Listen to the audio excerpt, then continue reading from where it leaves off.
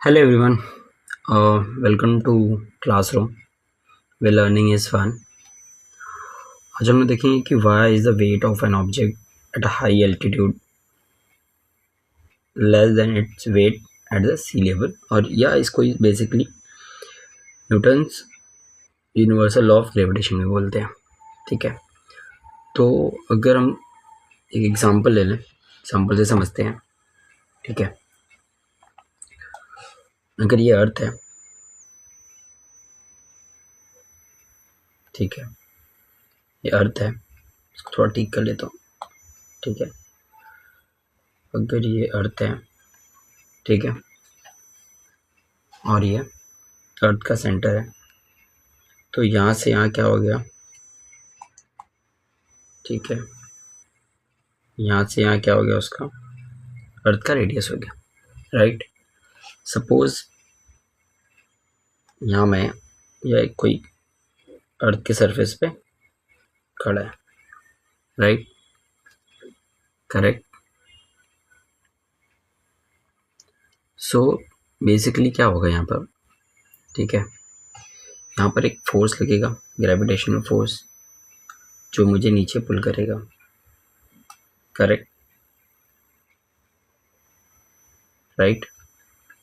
सो अगर मैं gravitational force का फॉर्मूला देखने जाऊँ अभी यहाँ पर, तो क्या होता है, force is equal to minus, right, G m1 m2 divided by r square. Correct. यहाँ पर F क्या है, फोर्स है. ठीक है, G क्या है, ग्रेविटेशनल कांस्टेंट है, यूनिवर्सल ग्रेविटेशनल कांस्टेंट है. m1 है mass of object 1, m2 mass of object 2. ठीक है, और r is distance between two objects. Like अगर ये एक ऑब्जेक्ट है, सेकेंड ऑब्जेक्ट है. ठीक है, फोर्सेस है, ये m1 है, ये m2 है. सपोज ये अर्थ है. ठीक है, और ये एक मून है. राइट, तो वैसे ही ये दोनों के बीच का जो डिस्टेंस है वो r है. Right, are square. सो हम यहाँ पे क्या डिस्कस कर रहे हैं कि अगर मैं अर्थ के ऊपर गया और ऊपर, राइट, अभी मैं यहाँ हूँ, अगर मैं यहाँ गया, राइट, तो वेट है ना, why is the weight of an object at high altitude less than its weight on sea level. Right, कम क्यों होता है. करेक्ट. सो बेसिकली देखो, अभी यहाँ पे मेरा फॉर्मूला क्या बनेगा. ठीक है, फॉर्मूला बनता है मेरा यहाँ पे F is equal to minus G m1 m2 divided by r square.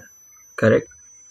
वहाँ पर यहाँ पर ये जी ग्रेविटेशनल कांस्टेंट हो गया, यूनिवर्सल कांस्टेंट हो गया. m क्या हो गया, मास ऑफ अर्थ. राइट, और यहाँ पर ये ऑब्जेक्ट है जो मैं खड़ा हूँ, उसका मास हो गया. करेक्ट. देन रेडियस आर, ये आर ऑफ अर्थ. करेक्ट, ये हो गया.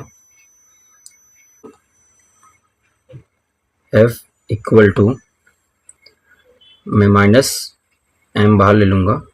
ठीक है, तो ये मेरा G, capital G, mass of earth अंदर ही रहेगा.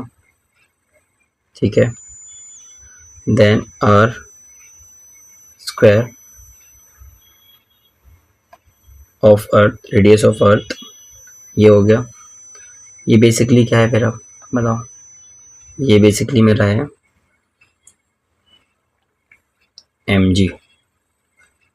This is m, this is gravitational force g, और g मुझे मालूम है, g की वैल्यू क्या है, 9.8. Right, at sea level. But ये चेंज होती है. ये हम जैसे जैसे ऊपर जाएंगे ये चेंज होती है, मैं वो भी बता दूंगा कि कब कहाँ कितनी चेंज होती है, ठीक है। सो ये तो मेरा इस लेवल पे कितना हो गया, ये f equal to minus M G, right. But अगर मेरी ये हाइट मैंने चेंज कर दिया,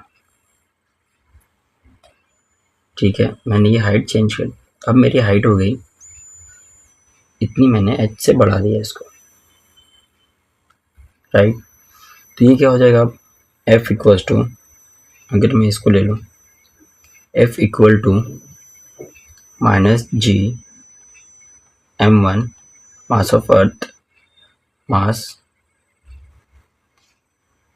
जी, ये क्या हो जाएगा, radius of earth, correct, plus h, क्योंकि ये भी तो हाइट बढ़ गई इतनी, राइट, यहाँ से यहाँ की हाइट बढ़ गई है, राइट। तो देखो डेफिनेटली फोर्स कम हो जाएगा, क्यों, क्योंकि ये बढ़ गया है अभी, यहाँ पर इंक्रीज हो जाएगी, डेफिनेटली डिक्रीज होगी क्योंकि ये वैल्यू बढ़ गई ना। अगर सपोज यहाँ पर 10 है, पहले 2 था, ठीक है, तो आंसर क्या आएगा 5, राइट। अगर मैं उसको इंक्रीज करके 5 कर दूँ तो क्या आंसर आएगा मेरा, 2 आएगा। तो ये अभी बढ़ गया है, इसका रेडियस क्या हुआ, बढ़ गया। तो डेफिनेटली जब नीचे की वैल्यू बढ़ जाएगी तो ऊपर की क्या होगी, वैल्यू कम हो जाएगी। तो फोर्स क्या हो जाएगा, जैसे जैसे हम हाइट पर जाएंगे क्या होगा, फोर्स कम होगा, ठीक है। यहाँ तक किसी को डाउट है, कुछ डाउट है तो कमेंट करके पूछना। Alright, take care, thank you.